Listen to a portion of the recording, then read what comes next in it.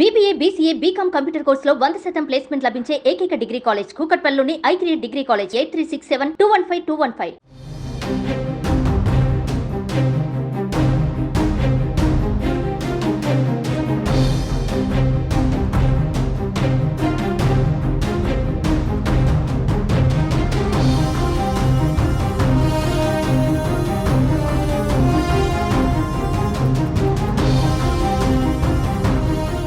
ఏపీలో కూటమి ప్రభుత్వం పలు కీలక నిర్ణయాలను తీసుకుంటుంది. తాజాగా రాష్ట్రంలోని డ్వాక్రా మహిళలకు చంద్రబాబు ప్రభుత్వం గుడ్ న్యూస్ చెప్పింది. ఎస్సీ, ఎస్టీ, డ్వాక్రా మహిళలకు రుణ పరిమితిని 2 లక్షల నుంచి 5 లక్షల వరకు పెంచుతూ కీలక నిర్ణయం తీసుకుంది. కనిష్టంగా 50,000 నుంచి 5 లక్షల వరకు వడ్డీ లేని రుణాలను డ్వాక్రా మహిళలకు అందిస్తారు. డ్వాక్రా మహిళలకు ఈ రుణాన్ని వాయిదా రూపంలో తిరిగి చెల్లిస్తారు. 2024-2025 ఏడాదికి సంబంధించి 250 కోట్లు రుణంగా ఇవ్వాలని అధికారులు టార్గెట్ పెట్టుకున్నారు. ఉన్నతి పథకం కింద రుణ మంజూరుకు అధికారులు నిర్దిష్టమైన ప్రణాళికలను అమలు చేస్తున్నారు. డ్వాక్రా సంఘాలలో సభ్యులుగా ఉన్న ఎస్సీ, ఎస్టీ మహిళలు రుణం కోసం దరఖాస్తు చేసుకున్న 30 రోజులలో యూనిట్ ఏర్పాటు చేయాల్సి ఉంటుంది.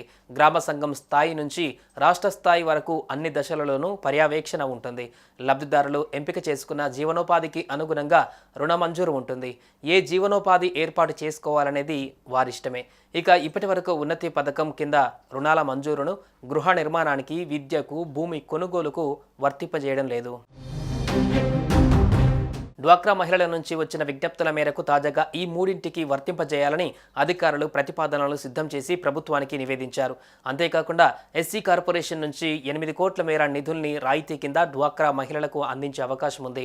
ఒక్కో మహిళకు గరిష్టంగా 50,000 వరకు రాయితీ కింద అందిస్తారు. దీనిపై కూడా ప్రభుత్వం నిర్ణయం తీసుకోవాల్సి ఉంది. ఉన్నతి డ్వాక్రా సంఘాలలోని ఎస్సీ, ఎస్టీ మహిళల అభ్యున్నతికి ఉద్దేశించిన పథకం. దీని ద్వారా రుణాలు తీసుకున్న మహిళలు చిన్న చిన్న వ్యాపారాలు చేసుకుంటూ అభివృద్ధి సాధించేలా చూడాలనేదే లక్ష్యం. ఇప్పుడు రుణ పరిమితిని 5 లక్షల వరకు పెంచడంతో వారికి మరింత ఊతం లభించనుంది.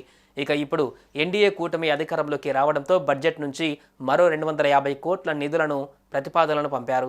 ప్రస్తుతం ఉన్న 250 కోట్ల నిధులకు ఇవి అదనంగా చేరితే 500 కోట్ల మేర రుణాలను ఒక్క ఏడాదిలోనే ఎస్సీ, ఎస్టీలకు అందించే అవకాశం ఉంటుందని అధికారులు చెబుతున్నారు.